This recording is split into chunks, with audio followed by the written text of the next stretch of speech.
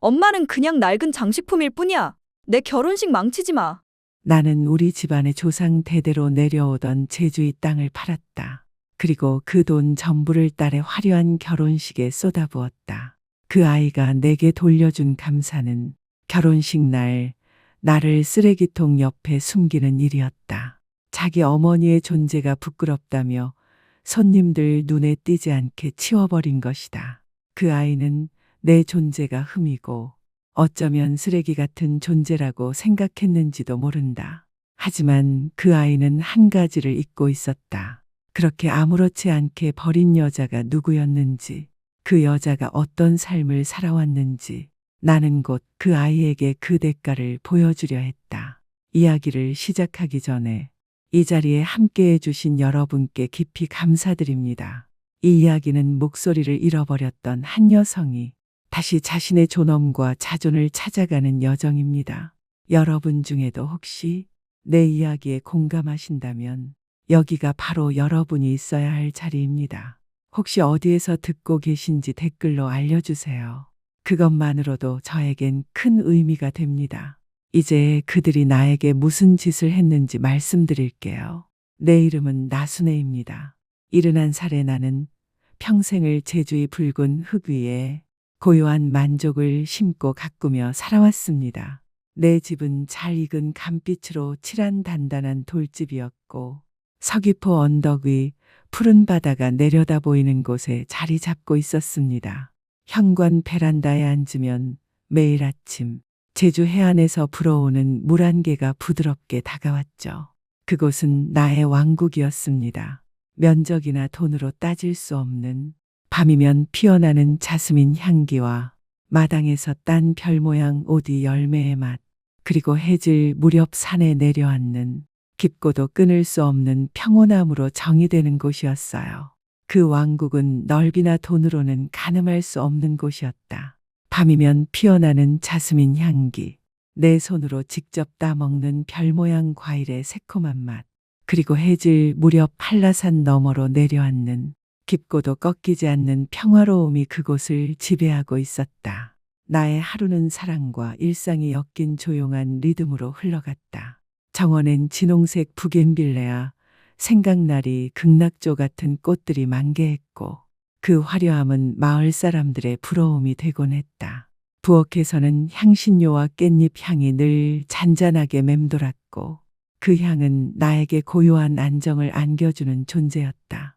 그리고 나는 매일 기도했다. 베란다 그네에 앉아 바다를 바라보며 흔들림 없는 믿음 속에서 하루를 정리했다. 검소했지만 충만하고 선한 삶이었다. 하지만 나의 마음은 대부분 수천 킬로미터 떨어진 유리와 야망으로 가득 찬 도시를 향해 있었다. 그 도시에 내 딸, 내 하나뿐인 딸, 세진이가 살고 있었기 때문이다. 나는 평생을 교사로 살았다. 말없이 묵묵히 인내와 정성으로 아이들을 가르치며 살아온 삶이었다. 그리고 남는 모든 돈과 힘, 모든 희망은 오롯이 세진이에게 쏟았다.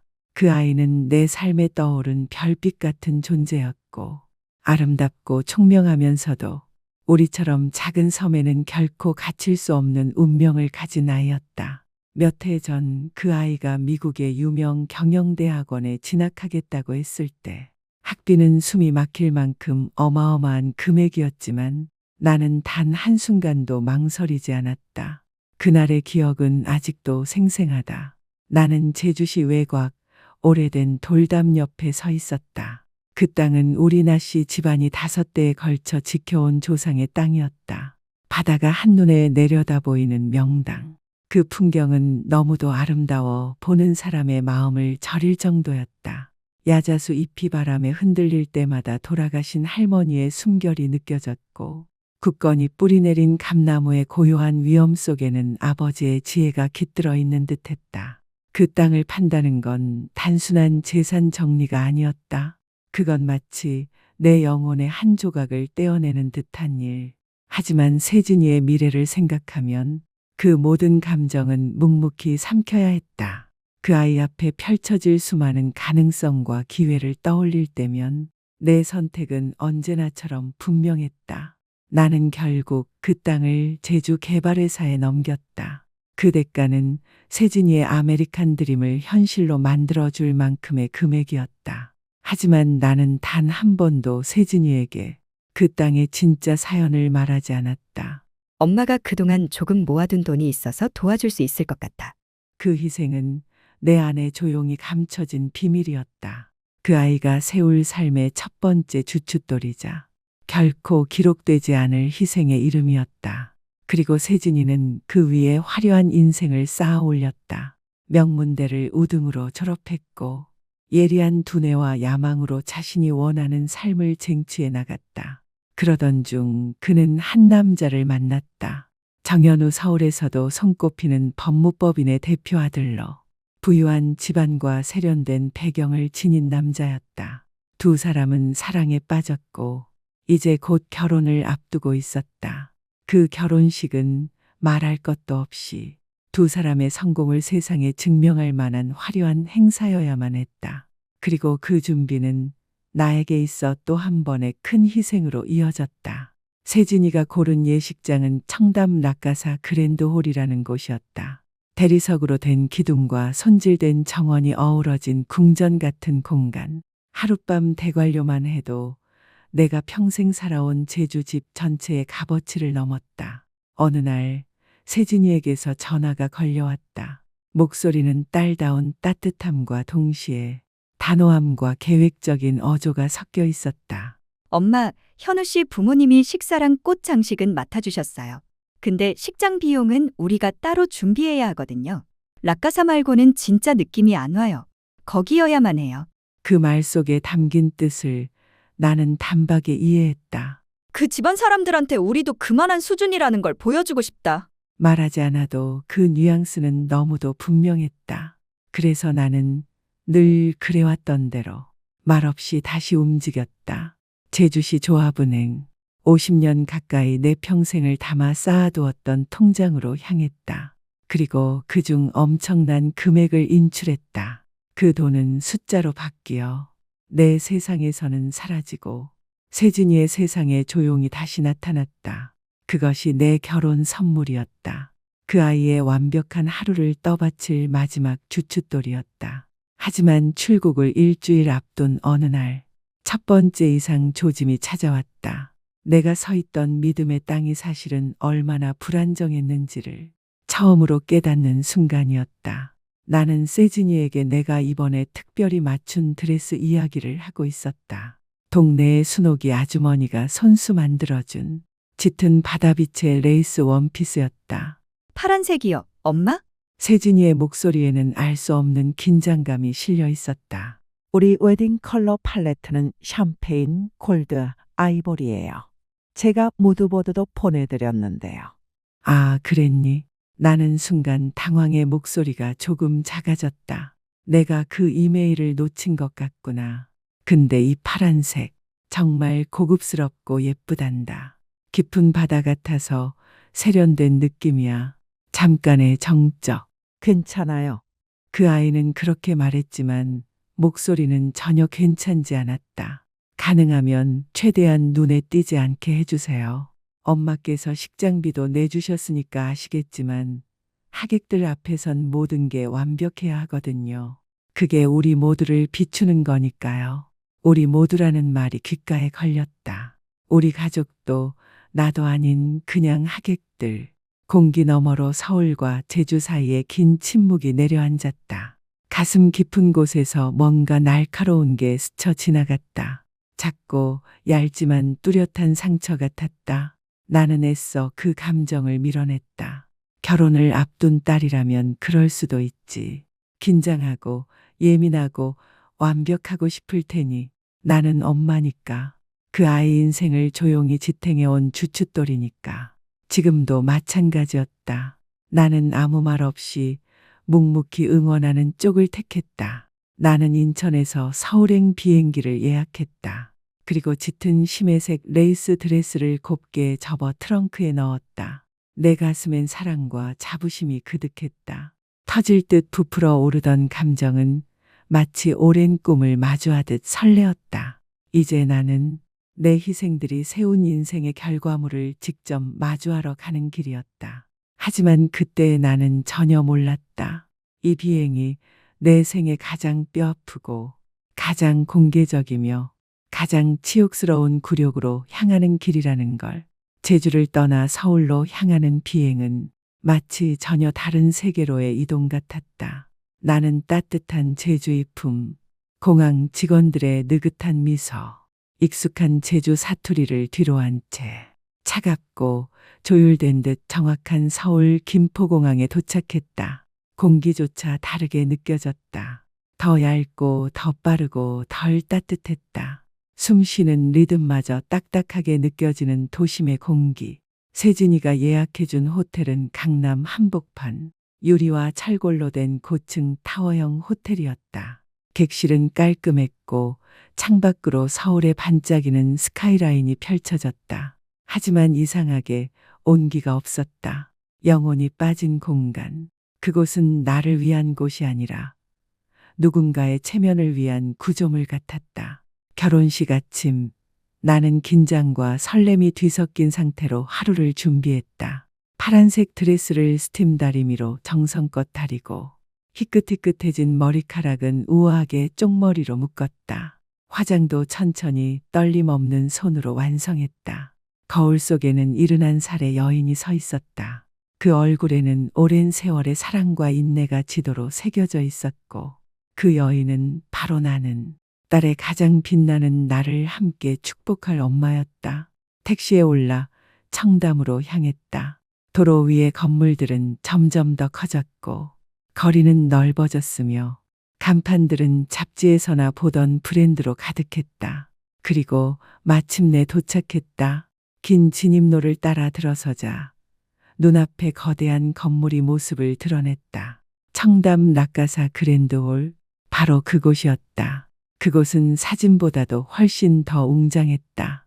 하얀 대리석 기둥이 늘어선 건물은 예식장이라기보다는 부의 위엄을 과시하는 일종의 기념비처럼 보였다. 내 가슴은 묘한 감정으로 벅차올랐다. 이 모든 걸 내가 해냈다는 사실, 내 희생이 이 꿈 같은 순간을 가능하게 했다는 자부심. 나는 택시 요금을 지불하고 작은 클러치백을 들고 천천히 돌계단을 올랐다. 묵직한 나무 문이 양쪽으로 열렸다. 그 앞에 서 있던 건 내 딸도 예비 사위도 아닌 단정하지만 날카로운 인상의 젊은 여성이었다. 손에는 체크리스트가 들려 있었다. 크로프트 윌리엄스 결혼식에 오신 걸 환영합니다. 그녀의 미소는 입가에만 걸쳐 있었고 눈은 웃고 있지 않았다. 성함이 어떻게 되시죠? 나순애예요. 나는 부드럽게 웃으며 대답했다. 신부의 어머니입니다. 그녀는 명단을 훑더니 고개를 끄덕였다. 아, 네. 순애 어머님이시군요. 세진 씨는 지금 잠깐 자리를 비우셨고요. 마지막 메이크업 중이세요. 제가 자리로 안내해 드릴게요. 나는 그녀를 따라 화려한 로비를 지나 걸었다. 굽있는 구두가 대리석 바닥을 조용히 두드리는 소리만 들렸다.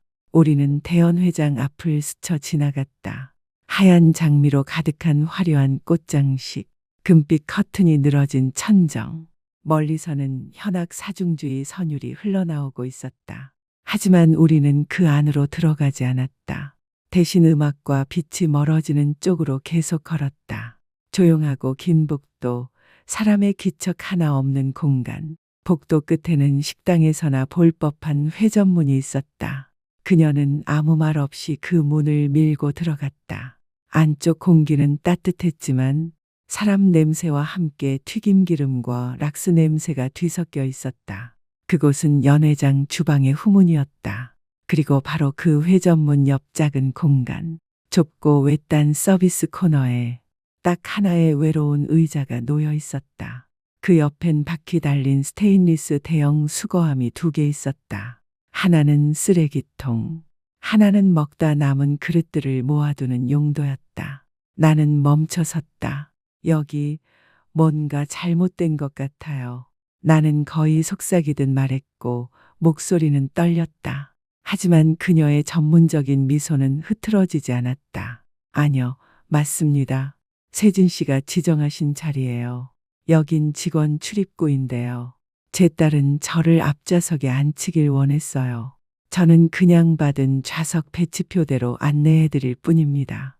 그녀는 마지막 말을 무심하게 덧붙이고는 식잘 즐기시길 바랍니다. 그렇게 말한 뒤도 돌아보지 않고 걸어 나갔다. 나는 그 자리에서 얼어붙은 듯 서 있었다. 긴 복도 끝 반짝이는 금속 통 옆 혼자 덩그러니 세상이 기울고 있었다. 이건 농담일 거라고.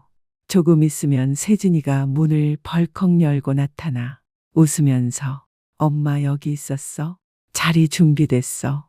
하고 날 데리고 가리라 믿고 싶었다. 하지만 오지 않았다. 멀리서 현악기의 음이 고조되었다. 결혼식이 시작되고 있다는 신호였다. 하객들이 착석하는 소리가 들려왔고 나는 여전히 그곳에 혼자였다. 그 순간 회전문이 다시 열렸다. 그리고 세진이가 급히 들어섰다. 하지만 그녀는 웃고 있지 않았다. 그 아이의 얼굴은 완벽하게 화장된 마스크 같았고 그 안에는 분노가 잔뜩 응축되어 있었다. 신부 특유의 환한 빛은 보이지 않았고 오히려 모든 계획이 흐트러질까 두려워하는 사람만이 가질 수 있는 차가운 분노가 서려 있었다. 그녀는 조용히 이를 악물고 말했다. 엄마. 그리고 내 팔을 거칠게 잡아당겼다. 손가락은 내가 입은 레이스 소매를 꽉 움켜쥐었고 그녀는 나를 더욱 깊숙이 밀어 넣으며 마치 누군가에게 들킬까 숨기기라도 하려는 듯한 행동을 보였다. 지금 뭐 하세요? 플래너가 자리에 모셔다 드렸어야 하는데. 눈가가 따끔해지며 눈물이 맺혔다. 세진아, 이게 뭐니? 엄마가 왜 여기 있어야 해? 그 아이는 빠르고 건조한 말투로 설명했다. 현우 씨 부모님 쪽에서 막판에 초대한 분들이 계셔서요. 다 사업 관계자들이에요. 자리가 더 없어요. 여기 아니면 없어요. 제발 소란 피우지 말아주세요. 알겠죠? 그 말은 마치 실제로 주먹으로 얻어맞은 듯한 충격이었다. 여기 아니면 없어요. 나의 존재, 나라는 사람은 하객도 아닌 사업 관계자보다도 하찮은 존재로 취급받고 있었다. 이 궁전을 위한 돈을 낸 내가 쓰레기 옆에 숨겨지고 있었다. 나는 내 딸을 바라봤다. 값비싼 순백의 드레스를 입고 목에는 다이아몬드가 반짝이고 있었지만 그 안에 있던 건 내가 알던 아이가 아니었다. 차갑고 계산적인 눈빛을 가진 낯선 여인, 어머니의 자존심과 체면을 저울질하고는 결국 버려도 될 가치로 판단한 사람이 서 있었다. 그 순간 잠깐 남편인 현우가 뒤쪽에서 모습을 드러냈다. 잘생긴 무표정의 얼굴. 그는 날 보았다. 눈가에 고인 눈물도 보았지만 그저 스치듯 미안하다는 듯한 표정 하나 던지고는 그대로 다시 홀 안으로 사라졌다. 그는 비겁했고 내 딸은 그의 왕비였다. 멀리서 결혼식이 시작되었고 나는 문틈을 통해 작게 들려오는 서약 소리와 박수 소리를 듣고 있었다. 그날 오후 내내 나는 매우 독특하고 고통스러운 시간 속에 갇혀 있었다. 회전문이 열리고 닫히는 소리, 접시에서 남은 음식을 긁어내며 금속통에 부딪히는 날카로운 소리, 주방 환풍기에서 풍겨 나오는 기름 냄새가 내 드레스에 스며들었다. 나는 하객이 아니었다. 그저 방해물이었다. 서비스 복도에 놓인 낡은 가구처럼 나는 그곳에 있었지만 아무도 보지 못했고 나는 지워진 존재였다. 문틈 사이로 고개를 돌렸을 때 그나마 눈에 들어온 건 딸의 완벽한 나를 기록하고 있는 공식 사진작가의 모습이었다. 키가 크고 진지한 표정을 지닌 남자 마커스 반스라는 이름표를 단 그가 홀 사이를 누비며 셔터를 누르고 있었다. 귀빈석에 앉는다는 건 누군가로부터 인정받는 자리라는 뜻이고 반대로 수치의 자리에 앉는다는 건 존재 자체가 사라진다는 의미다. 나는 그날 4시간 동안 그 잔인한 진실을 뼈저리게 배웠다. 그 복도의 유배지에서 나는 딸의 결혼식 잔치에 초대받지 못한 유령이 되었다.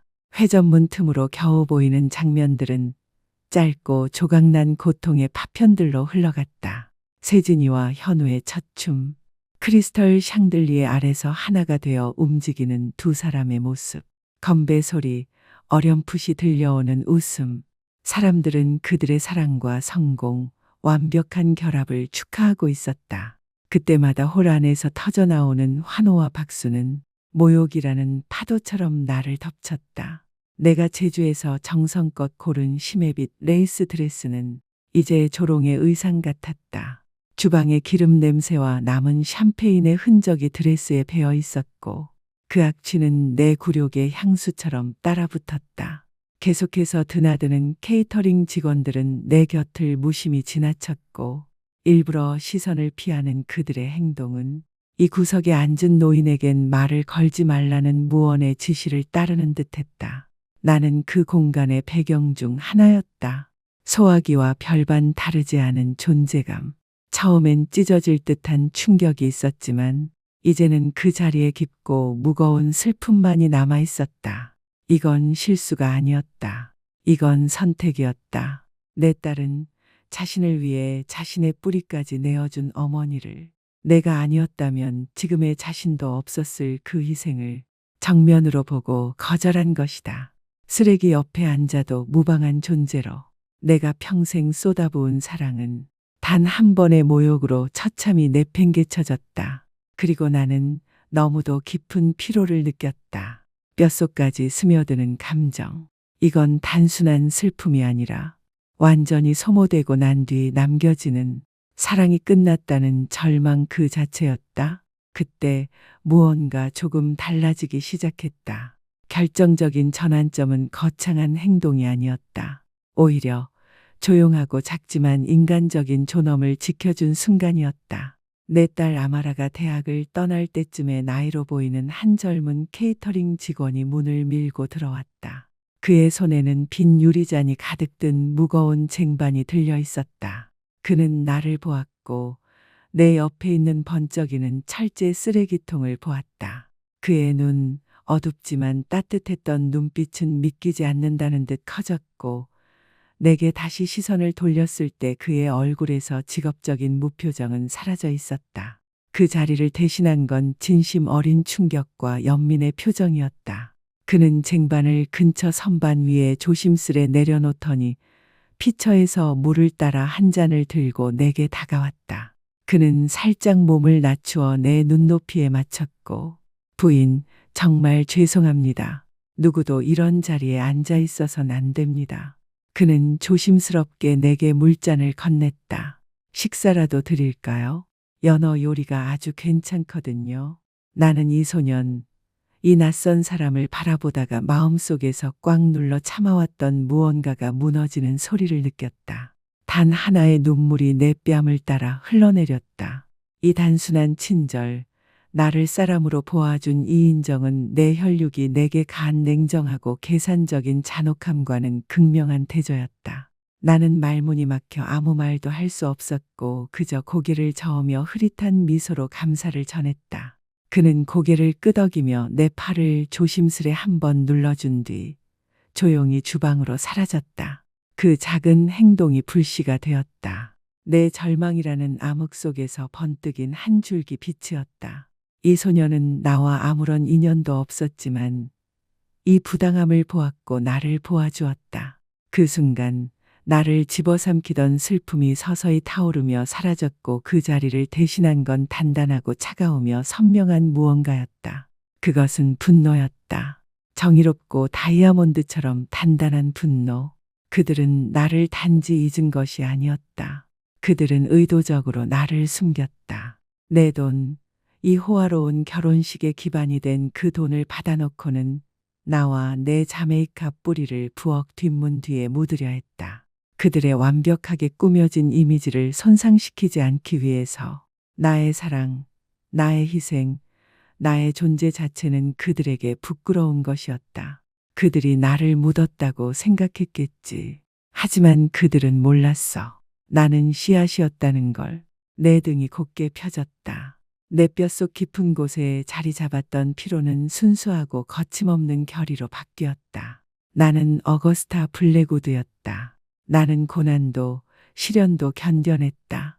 나는 품위와 원칙으로 삶을 일구었다. 나는 절대 지워지지 않을 것이다. 이제 날카롭고 집중된 내 시선은 공간을 스캔했다. 정문 옆 입장할 때 지나쳤던 방명록 테이블이 눈에 들어왔다. 나는 그 옆에 놓인 사진사의 명함 더미를 본 기억이 났다. 마커스 벤스. 고통으로 흐려졌던 내 정신은 이제 차갑고 선명한 논리로 작동하고 있었다. 단순하지만 치명적인 계획이 떠오르기 시작했다. 그들은 돈과 지위로 나를 모욕했다. 나는 내 자원과 지성으로 내 이야기를 되찾을 것이다. 몰랐던 힘이 내 안에서 솟아났다. 나는 일어섰다. 다리는 굳었지만 내 목적은 단단했다. 나는 고개를 높이 들고 서비스 구역을 나와 본관 로비로 걸어갔다. 몇몇 하객들이 놀란 시선을 보냈지만 무시했다. 나는 곧장 방명록 테이블로 갔고 거기에 있었다. 우아한 은색 글씨가 새겨진 검정 명함의 단정한 더미. Marcus Vance Photography. 나는 명함 한 장을 집어들었다. 손가락이 날카롭고 반듯한 가장자리를 움켜쥐었고 그것은 마치 무기처럼 느껴졌다. 열쇠처럼도 느껴졌다. 그것을 손바닥에 쥔 채 나는 스탠턴 매너의 웅장한 정문을 나섰다. 딸의 완벽한 파티를 뒤돌아보지 않고 떠났다. 나는 더 이상 피해자가 아니었다. 나는 이제 의뢰인이었다. 그리고 이제 인생 최고의 퍼포먼스를 의뢰하려 하고 있었다. 결혼식 다음 날 아침, 애틀랜타라는 도시는 다르게 느껴졌다. 고층 건물의 냉랭한 광채는 더 이상 위협적이지 않았다. 그건 이제 경기장이었다. 상업과 계약이 오가는 공간. 목표가 분명하고 대가를 지불할 준비가 된 누구든 힘을 행사할 수 있는 장소. 나는 조용한 호텔방에 앉아 있었고 사진작가의 명함이 전화기 옆 광택나는 책상 위에 놓여 있었다. 이제 울 시간은 끝났다. 슬퍼할 시간도 지났다. 이제는 거래할 시간이었다. 나는 감정에 휘둘린 상태로 마커스 벤스에게 전화하지 않았다. 억울한 엄마로서 동정을 구하는 마음으로 전화하지 않았다. 나는 정확히 오전 10시까지 기다렸다. 감정이 아닌 비즈니스의 시간. 나는 심호흡을 하고 중심을 다잡은 뒤 전화를 걸었다. 수십 년간 교사로서 지녀온 권위감을 최대한 끌어올렸다. 나는 더 이상 피해자가 아니었다. 나는 예술의 후원자였다.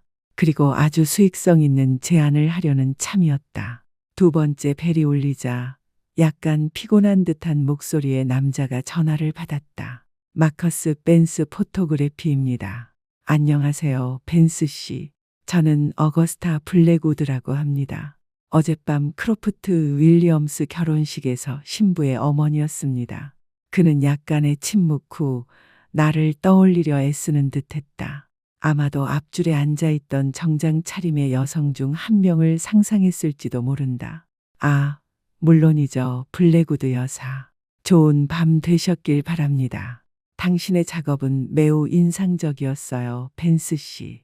사실 너무 인상적이어서 당신에게 별도의 개인 프로젝트를 의뢰하고 싶습니다. 이것은 제 딸과 사위가 의뢰한 계약과는 완전히 독립된 새 계약이 될 것입니다. 그의 목소리에서 느껴졌던 피로감은 이제 전문적인 관심으로 바뀌어 있었다. 오, 영광입니다, 블랙우드 여사. 어떤 프로젝트를 생각하고 계신가요? 결정적인 순간이 다가오고 있었다.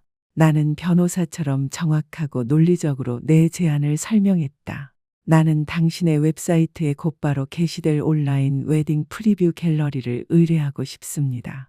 결혼식 사진 중 선별된 이미지를 큐레이션하여 미리 보기 형태로 구성하는 서비스입니다.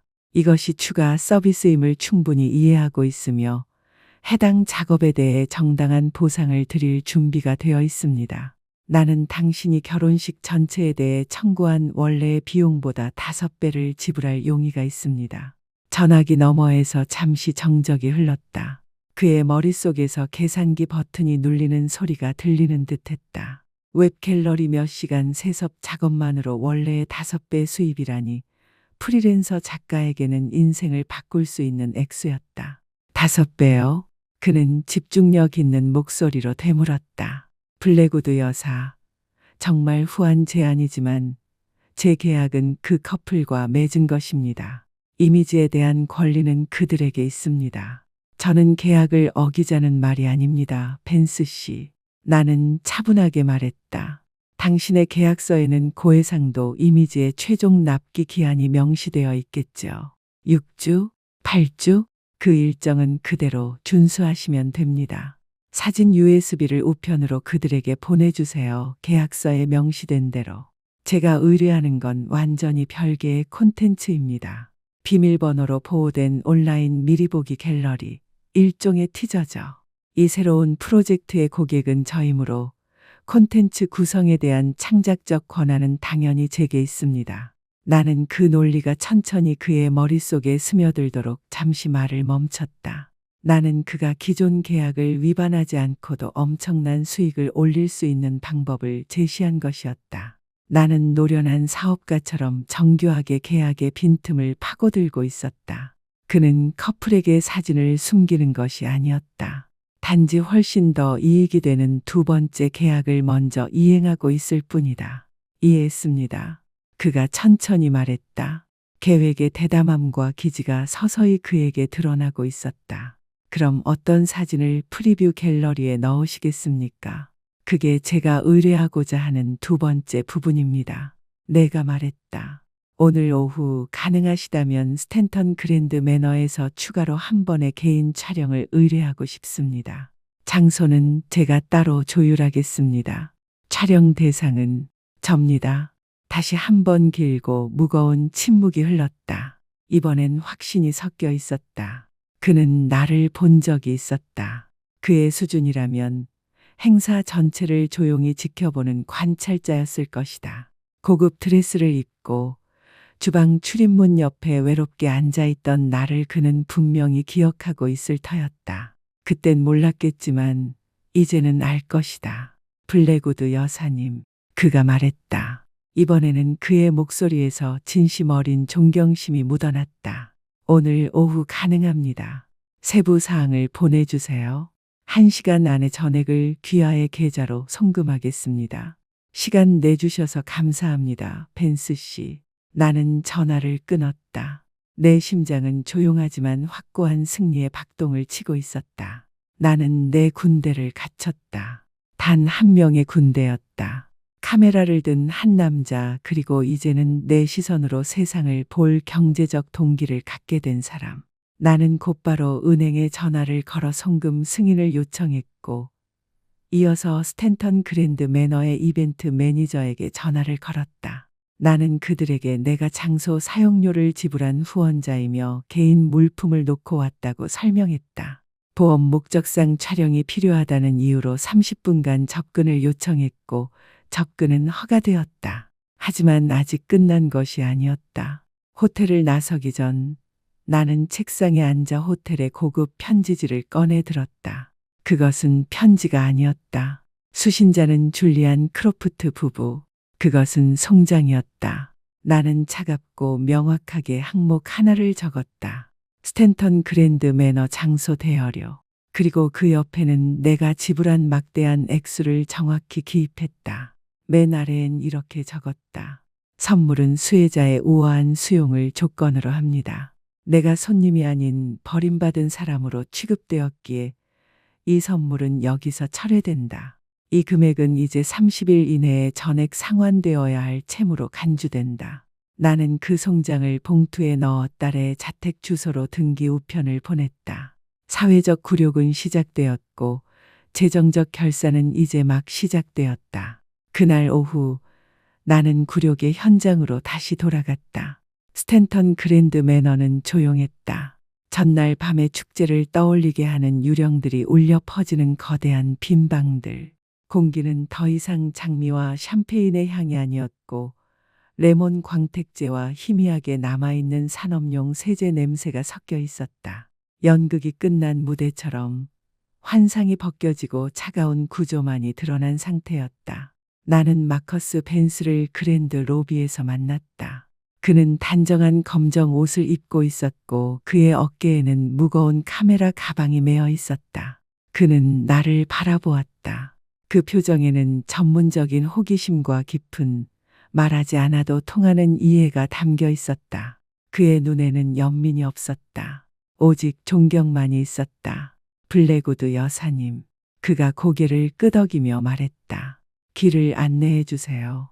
나는 조용하고 길게 이어진 복도를 따라 그를 이끌었다. 내 걸음은 확고하고 흔들림 없었다. 우리는 그 서비스 공간에 도착했다. 외로운 의자는 여전히 그 자리에 있었다. 반짝이는 스테인리스 쓰레기통들은 비워졌지만 여전히 그곳에 있었다. 나의 수치를 목격한 침묵의 증인들이었다. 여기가 바로 그 자리예요. 내 목소리는 평온했다. 그 후 1시간 동안 마커스 벤스는 진정한 예술가의 집중력으로 작업에 임했다. 내가 그에게 준 지시는 단 하나였다. 이 장소에 진실을 담아주세요. 외로움, 무시 그리고 꺼지지 않는 존엄을요. 그는 완벽히 이해했다. 그는 단지 사진을 찍은 것이 아니었다. 그는 빛과 그림자로 조각했다. 그는 나를 의자에 앉히고 등을 곧게 펴고 손을 무릎 위에 얹은 채 평온한 표정을 지은 모습을 담았다. 그는 낮은 각도에서 촬영했고 쓰레기통은 마치 위협적인 철의 탑처럼 보였다. 그는 주방 너머 어둠을 배경으로 출입문 틈 사이로 나의 고립된 모습을 찍었다. 고급 레이스 드레스와 차가운 금속 쓰레기통이 나란히 있는 클로즈업 사진도 있었다. 그는 수백 장의 사진을 찍었고 그 하나하나가 조용하고도 강력한 고발장이었다. 한 연속 촬영에서는 그가 내게 카메라를 정면으로 응시하라고 요청했다. 나는 슬퍼 보이지 않았다. 화난 것도 아니었다. 나는 블랙우드 가문의 모든 여인들, 무리함 앞에서도 기품을 잃지 않았던 그들의 힘을 끌어올렸다. 나는 위험 있게 보였다. 나는 당당했다. 나는 부서지지 않았다. 그 순간 수치의 왕좌에 앉아 있으면서도 나는 한 번도 그렇게 강해 본 적이 없었다. 마침내 마커스는 카메라를 내렸다. 필요한 건 다 담았습니다. 그의 목소리는 조용했다. 내일 아침이면 갤러리가 열릴 거예요. 2주가 지났다. 폭풍 전의 고요였다. 나는 포트 안토니오의 조용한 일상으로 돌아갔다. 정원과 바닷바람이 있는 삶으로 나는 기다렸다. 아마라와 줄리언은 몰디브에서 신혼여행 중이었고 햇살 가득한 사진들을 소셜미디어에 올리며 친구들과 그들의 완벽한 세계를 자랑하고 있었다. 그들은 자신들의 이야기가 곧 빼앗길 것이라는 사실을 전혀 모르고 있었다. 화요일 아침 내 메일함에 도착한 이메일. 발신자는 마커스, 제목은 갤러리 오픈. 암호로 보호된 간단한 링크 하나가 담겨 있었다. 그날 저녁 내가 난을 물주고 있을 때 걸려온 전화. 딸의 전화였다. 히스테릭하고 분노의 찬 목소리. 너무 날카롭고 격해서 순간적으로 나는 그게 딸의 목소리인지 알아차리지 못했다. 엄마. 그녀가 비명을 질렀다. 수천 마일 떨어진 거리에서 들려오는 소리는 왜곡되고 메마른 금속성의 울림이었다. 대체 무슨 짓을 한 거예요? 무슨 짓을 했냐고요? 나는 휴대전화를 귀에서 떼어내고 그녀의 분노가 한풀 꺾일 때까지 조용히 기다렸다. 아마라, 얘야, 무슨 말을 하는 거니? 내 목소리는 그녀의 분노 속에서 고요한 섬처럼 잔잔했다. 사진들이에요. 결혼식 사진. 마커스가 우리에게 미리 보기 갤러리 링크를 보냈어요. 그래서 그걸 줄리안의 부모님이랑 친구들한테 다 보냈는데 그녀의 목소리는 순도 높은 공포에 찬 흐느낌으로 갈라졌다. 거기엔 엄마뿐이에요. 쓰레기통 옆에 앉아있는 엄마 사진 수백 장이 전부예요. 엄마가 우리 인생을 망쳐놨어요. 우릴 망신시켰어요. 나는 그녀의 말을 자메이카의 따뜻한 공기 속에 그대로 흘려보냈다. 망신시켰다고? 나는 대답했다. 내 목소리는 화이트 리버의 맑은 물처럼 차갑고 투명했다. 얘야, 나는 단지 하나의 퍼포먼스 아트를 의뢰했을 뿐이란다. 내 결혼식 날 있었던 선택들에 대한 반영이지. 그것들을 영구히 기록할 필요가 있다고 생각했어. 하지만 왜요? 그녀는 더듬으며 물었다. 분노는 절망적인 혼란으로 무너지고 있었다. 그 사진들 너무 끔찍해요. 우릴 괴물처럼 보여져요. 정말 그러니? 나는 조용히 물었다.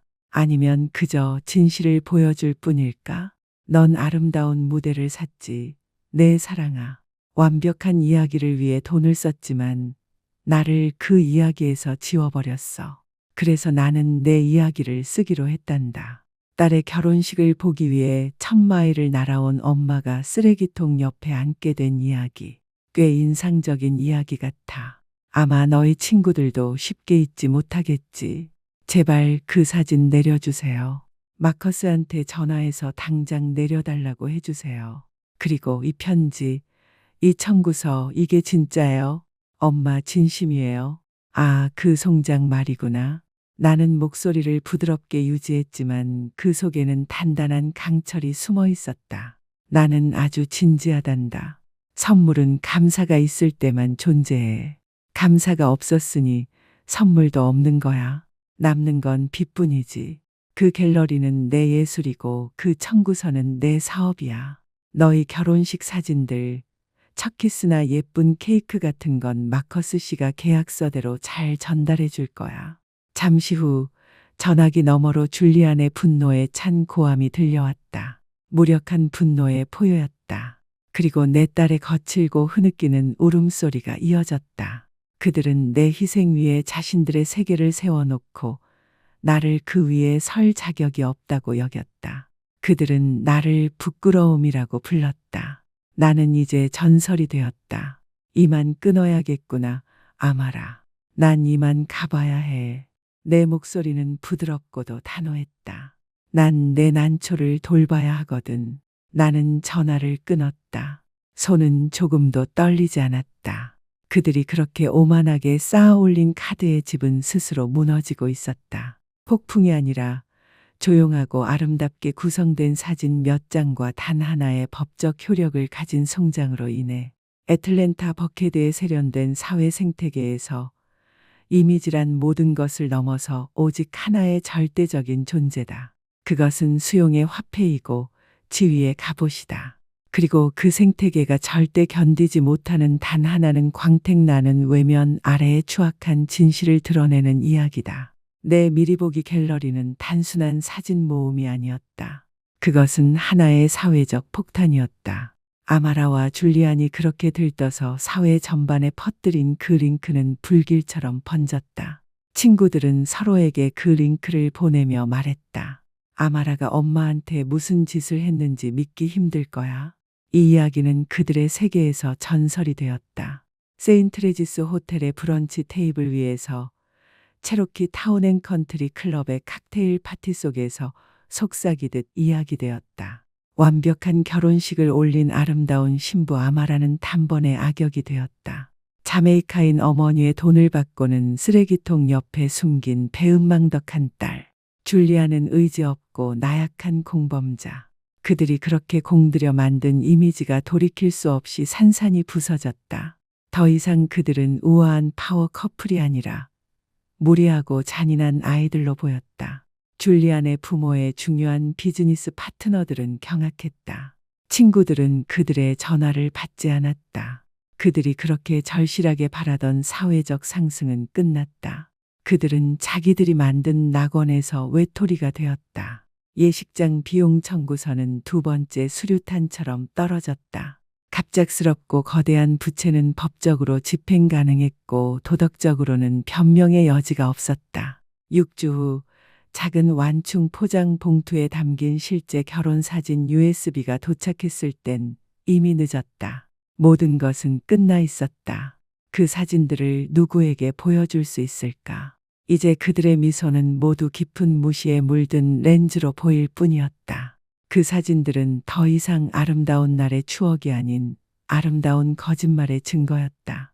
그들의 몰락에 대한 이야기들은 조지아에 사는 먼 친척을 통해 어렴풋이 들려왔다. 사회적 야망과 서로의 허영으로 지어진 결혼은 새로운 현실의 압박 속에 무너졌다. 공공의 망신과 압도적인 부채는 그들을 값비싼 집을 팔게 만들었다. 그들은 싸웠고 그들의 목소리는 넓고 텅 빈 방 안에서 울려 퍼졌다. 서로를 향한 비난과 원망으로. 그들은 당연히 반격하려 했다. 변호사들은 마커스 벤스에게 위협적인 서신을 보냈고 마커스는 나와의 새롭고 강력한 계약서를 그대로 되돌려 보냈다. 그들은 나에게도 전화를 걸었다. 위협과 눈물 어린 사과를 번갈아 쏟아냈지만 나는 받지 않았다. 할 말은 이미 다 했다. 나의 침묵이야말로 가장 강력한 마지막 진술이었다. 포트 안토니오로 돌아온 나의 삶은 다시 평온하고 안정된 리듬을 되찾았다. 바닷바람은 여전히 야자수 사이를 스쳤고 벌새들은 내 히비스커스 꽃을 찾았다. 그러나 내 안에 무언가는 완전히 다시 단련되었다. 나는 더 이상 단지 어머니가 아니었다. 나는 내 서사를 되찾은 여자, 어거스타 블랙우드였다. 어느 날 오후, 애틀랜타에서 하나의 소포가 도착했다. 평평하고 큰 상자였다. 속을 열어보니 고운 포장지로 감싸인 액자가 하나 있었다. 그건 마커스가 찍은 사진 중 내가 가장 좋아했던 것이었다. 망명자의 왕좌에 앉아있는 내 얼굴 클로즈업. 그 표정은 슬픔도 분노도 아니었다. 그것은 깊고 흔들림 없는 평온함의 표정이었고 왕족처럼 당당한 저항의 얼굴이었다. 세상이 나에게 아무런 가치가 없다고 속삭여도 나는 내 가치를 알고 있는 여인의 얼굴이었다. 나는 그 사진을 내 집의 거실 정면 벽에 걸었다. 누구든지 우리 집 문을 열고 들어오면 가장 먼저 보게 되는 자리. 그것은 내 수치심의 기념비가 아니었다. 그것은 내 승리의 증언이었다. 그것은 내 존엄이 타인의 판단에 의해 주어지거나 빼앗길 수 있는 것이 아님을 선언하는 문장이었다. 그 존엄은 내 안에 본래부터 존재하던 것이었다. 그건 내 것이었다. 마지막으로 들은 이야기로는 아마라와 줄리아는 버케드의 대저택을 판 후 이혼했다고 한다. 그들의 애틀랜타의 꿈은 재로 변했다. 그들이 함께 지내든 아니든 나는 알지도 못하고 알고 싶지도 않다. 그들은 다른 삶, 다른 이야기 속의 유령일 뿐이다. 내 이야기는 여기, 내 정원에서 끝난다. 햇살이 내 얼굴을 따뜻하게 비추고 공기에는 자스민 향이 가득하다. 내 유산은 나를 경멸한 딸의 성공 속에 있지 않다. 가장 어두운 순간에 내가 찾아낸 조용한 강인함 속에 있다. 그것은 내가 극도의 모욕을 마주하고도 분노가 아닌 지성, 우아함 그리고 완벽하게 실행된 계획의 파괴적인 힘으로 대응했다는 사실 속에 있다. 나는 진정한 품격이 돈이나 저택이 아닌 인격에 달려있다는 것을 증명했다. 그리고 그 진실은 내 벽에 걸린 사진처럼 내가 스스로 만들어낸 걸작이었다. 그 모든 것에 값할 만큼 소중했다.